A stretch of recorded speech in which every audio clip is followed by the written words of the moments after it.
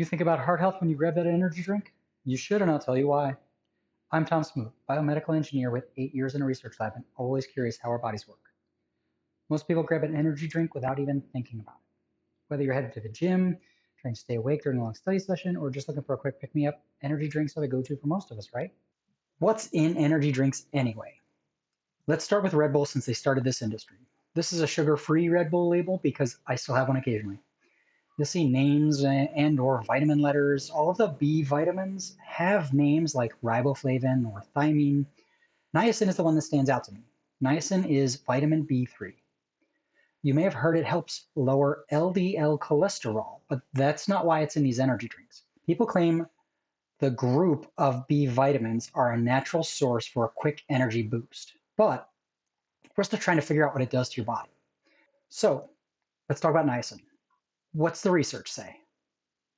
Well, our first study found that prolonged niacin use might promote anti-inflammatory effects by increasing the production of some beneficial fats. This sounds promising, right? Especially if you're concerned about reducing your risk of cardiovascular disease. But then a much newer study linked excessive niacin metabolism to harmful byproducts that promote vascular inflammation. Well, niacin metabolism is a fancy way to say that our body breaks down niacin into byproducts, and this research says they're bad. Wait, though. The first paper said niacin could be anti-inflammatory. This paper says you might even increase your risk of cardiovascular events. Well, what's the third paper say? If that wasn't enough, our third paper points out that long-term niacin use might actually impair how your body responds to insulin and other signals, potentially disrupting normal fat metabolism. That's your body's process of burning fat. This research as a group highlights a critical point. Niacin may have some benefits in very specific cases. Its overall effects on health, especially when consumed long-term or in high doses, are far from settled science. When I say it's not settled science, I mean scientists can't agree on exactly what niacin does for the general public. But these are three small studies done a few years apart. It's possible I cherry-picked these to create some drama, right? That's fair. You can ask that question. Maybe we need to see the bigger picture. So I'll turn to a larger study and a review paper. In fact, this long-term study says the same thing I just said. It's right in the abstract. The health impacts of niacin are still debated.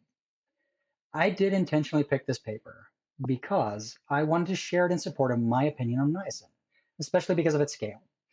Here, the authors followed 26,000 US adults for almost a decade. In the case of dietary niacin, they found some intriguing details. For instance, higher dietary niacin intake correlated with reduced all-cause and cardiovascular mortality. But even there, the benefits weren't universal. Niacin's effects were seen more in people without diabetes. That's not the general public. We include people with diabetes, both type 1 and type 2, in the general public. So this is another study that says any benefits we see from niacin are seen in very specific groups of people. Now to the review paper. A review paper means the authors of this paper read a bunch of research and reviewed it. Sometimes I see other researchers and scientists call this a literature review. In the science world, we put a higher value on research like this since it's not a single experiment.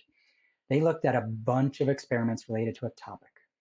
The authors here looked at thousands of experiments. In this case, it's dietary supplements. If we scroll down, there's a very important section on dietary recommendations.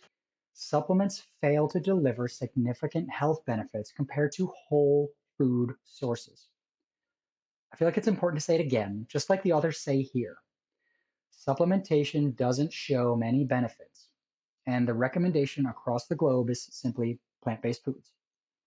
Now let's talk numbers and look at some shocking percentages. Let's go back to our Red Bull label. We've got 100% of your daily recommended intake of niacin. 100%, that's 1 day's worth, right? 1 Red Bull a day seems harmless. Now let's jump to Celsius. It cranks things up to 130% of niacin's daily recommended allowance. Now we're starting to push some boundaries. Okay. Then there's Monster coming in at 250%. Think about that for a second.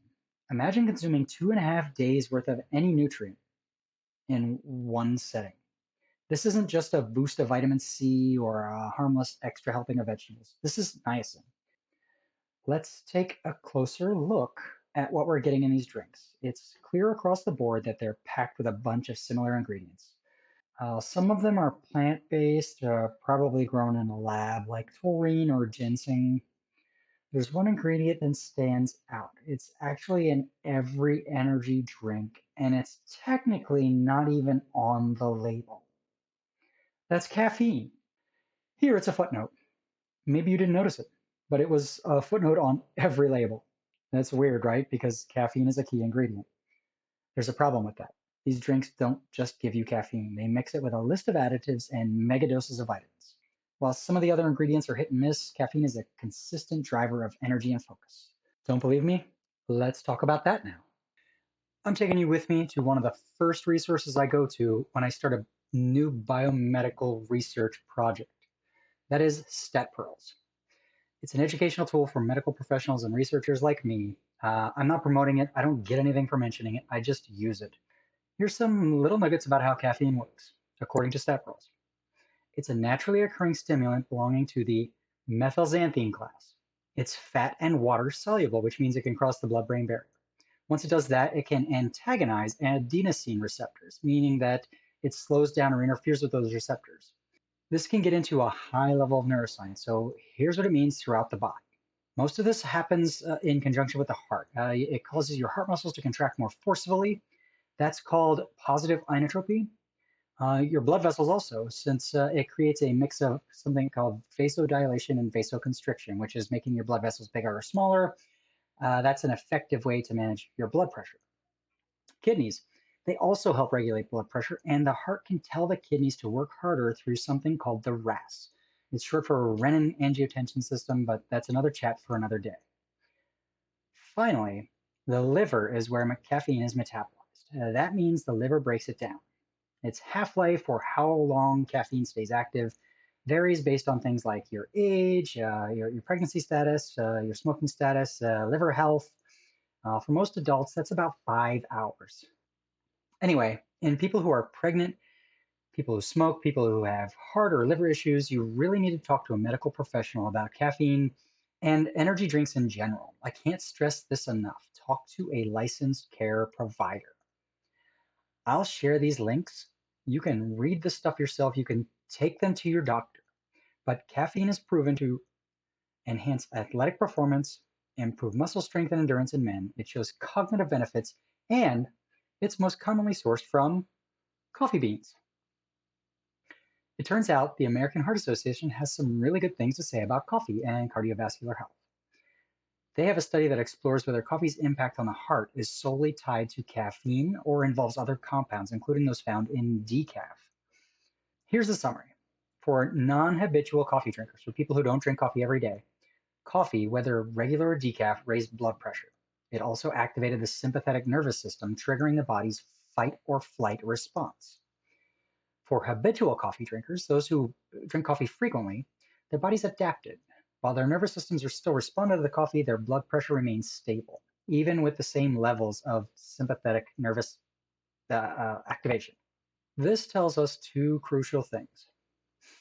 Coffee's cardiovascular effects go beyond caffeine and include other compounds present in both regular and decaf coffee.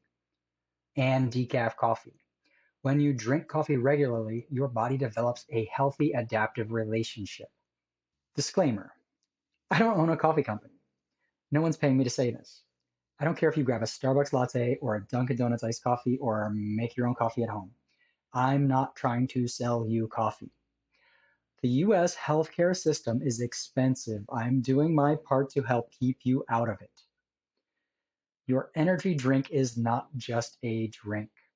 This is going to sound super cheesy, but you don't want chemicals in a can. Once you see it that way, the choice should be pretty easy. So there you have it. The science says coffee isn't just a simpler energy drink, it's a smarter one. Your body knows how to process it, how to adapt to it, and how to benefit from it. I'm Tom Smoot. As a biomedical engineer, I love solving problems and helping to keep people out of expensive healthcare situations. If you found this helpful at all, mash the subscribe button. And since I kept this under 10 minutes, hop in the comments and tell me if I skipped over anything else you want to know. That's the best way to help us all. Thanks for digging in with me.